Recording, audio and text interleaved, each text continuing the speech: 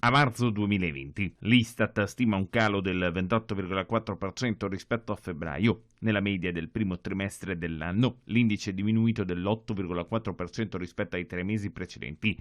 I cali più marcati riguardano i beni strumentali, quelli intermedi e di consumo. Su base annua a marzo la flessione è stata del 29,3%.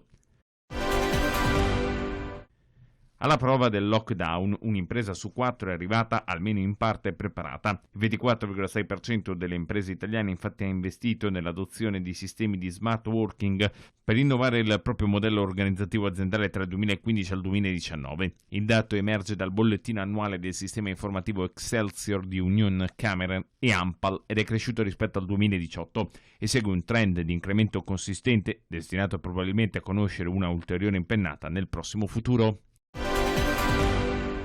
Anche nel weekend le banche hanno inviato domande al fondo di garanzia nell'ambito delle misure varate dal governo per l'emergenza coronavirus. A domenica 10 maggio il totale delle domande è di oltre 140.000 rispetto alle 128.000 a venerdì 8 maggio per finanziamenti richiesti di 7 miliardi e 200 milioni di euro. Secondo quanto rende noto l'ABI, circa 117.000 domande riguardano importi fino a 25.000 euro.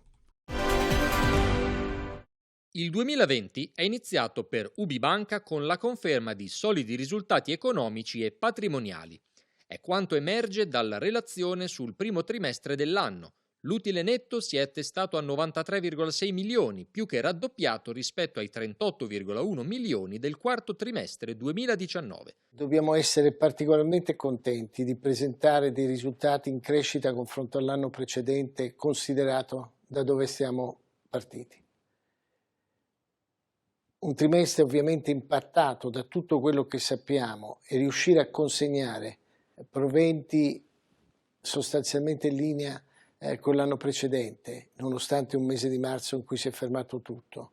Costi in discesa, nonostante l'assorbimento dell'impatto del contratto collettivo nazionale del lavoro.